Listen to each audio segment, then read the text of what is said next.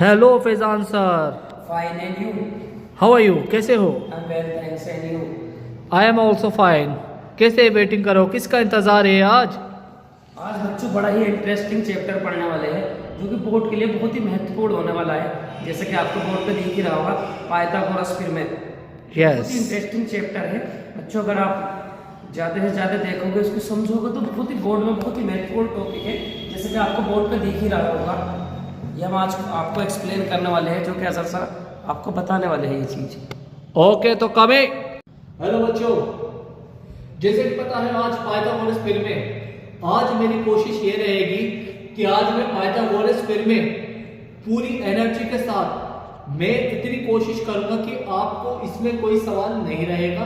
पूरी कोशिश से पाइथागोरस प्रमेय समझाऊंगा। तो स्टार्ट करते हैं।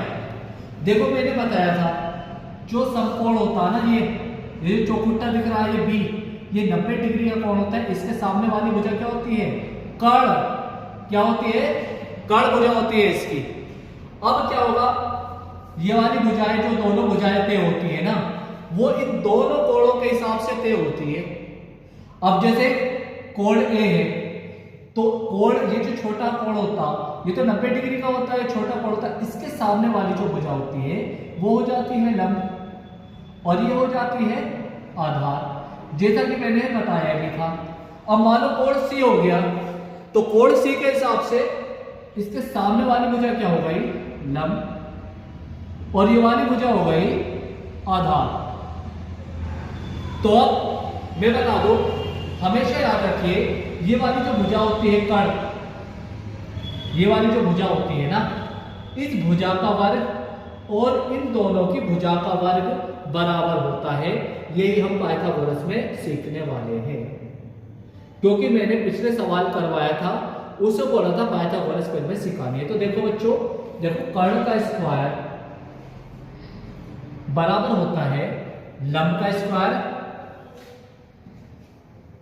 लंब का स्क्वायर प्लस के आधार का स्क्वायर, यानी ये सूत्र होता है बच्चों। सिंपल बात। अब क्या होता है, होता यह है कि बच्चों, जैसे मान लो तुम्हें कभी कभी क्या होगा, इन तीन केस में त्रिभुज में लंब और आधार दे देगा, कर्ण निकलवाने को पता करेगा, ये कर्ण नहीं होगा इसमें। जैसे लंब आ जाएगा, आधार आ जाएगा, कर्ण नहीं होगा। कभी कभी क्या होगा कि भैया कर्ण होगा, लंब होगा, आधार नहीं होने का। कभी कभी क्या होगा, कर्ण होगा, आधार होगा और लंब नहीं होगा। तो इन तीनों ही केस में ये होगा पाइथागोरस प्रमेय में कि दो चीज दी जाएगी और एक चीज रखी जाएगी गायब। अब मान लो जैसे कर्ण निकालना होगा, तुम्हें क्या निकालना होगा? कर्ण। तो आप पता लगा सकते हो, जब भी कर्ण निकालना होगा, ये इन दोनों के ऊपर क्या लगा देना? रूट। यानी अगर आप रूट सूट के भी चक्कर में ना पढ़ना चाहो तो देसी तरीका ये है, अगर कर्ण निकालना है तो भैया लंब का स्क्वायर वर्गमूल लंब का स्क्वायर प्लस के आधार का स्क्वायर। दूसरी बात, आप कह रहे अगर सर कर्ण लंब निकालना हो तो भैया लंब का स्क्वायर, लंब निकालना हो तो लंब बराबर लिख लो अंडर रूट, कर्ण में से आधार को क्या कर लो? घटा लो, यानी कर्ण का स्क्वायर माइनस के आधार का स्क्वायर। अब कहने लगे सर कि हमें अगर आधार निकालना हो तो भैया आधार ले लो,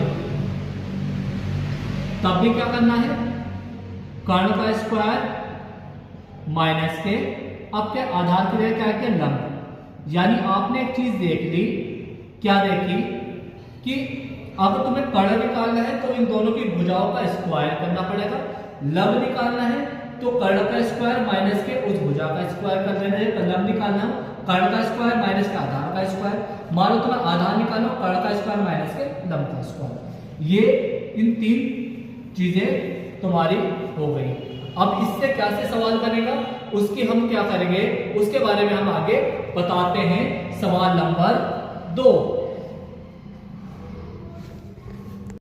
देखिए, सवाल नंबर 2, आकृति में tan p कोट r का मान ज्ञात कीजिए।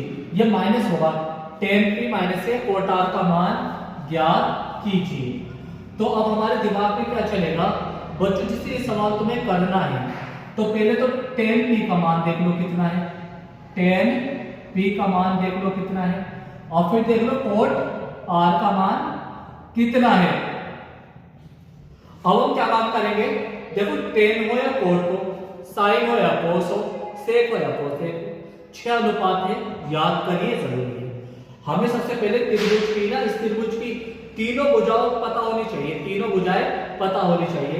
अब यहां तुम देखो सर, हमें पता तो लेंगे कर्ण का स्क्वायर, क्या लेंगे कर्ण। सर कर्ण तो है 13, ये वाली भुजा क्या बताई थी, ये ले ली लंब, क्या ले ली लंब, लंब कितनी आ गई 12। हमारे पास क्या नहीं है, आधार नहीं है, क्या नहीं है आधार। अब कहेंगे सर आधार तो है नहीं, तो आधार का सूत्र यहां देखो, यहां विस्तार करो, आधार बराबर हो जाएगा बच्चों कर्ण का स्क्वायर माइनस के लंब का स्क्वायर, यानी हम आधार बराबर लिख देंगे कर्ण का स्क्वायर माइनस के लंब का स्क्वायर। अब कर्ण देखो, कर्ण कितना है 13, यानी कर्ण की जगह क्या लिख दिया 13 का स्क्वायर माइनस लंब कितना है देखो 12, तो 12 का क्या हो गया स्क्वायर। कर्ण की जगह 13 था, 13 का स्क्वायर माइनस के 12 का स्क्वायर। अब 13 का स्क्वायर क्या होता है, 13 का स्क्वायर बच्चों याद रखना 169, 12 का 144। अब बच्चों इन्हें घटा लो, इन्हें घटाओगे तो 25 आ जाएगा, क्या आ जाएगा 25। और 25 वर्गमूल किसका है भाई, 25 5 का वर्गमूल है। 25 किसका वर्गमूल होता है 5 का, क्योंकि 5 स्क्वायर क्या होता है 25, तो स्क्वायर वर्गमूल देखो 5 बराबर, ये स्क्वायर इसके ऊपर क्या लगा देगा वर्ग, तो साफ पता लग गया 25 किसका वर्ग है 5 का, तो 25 किसका वर्ग है 5 का, यानी हमारे पास आधार का मान क्या आ गया जी 5, आधार क्या आ गया 5।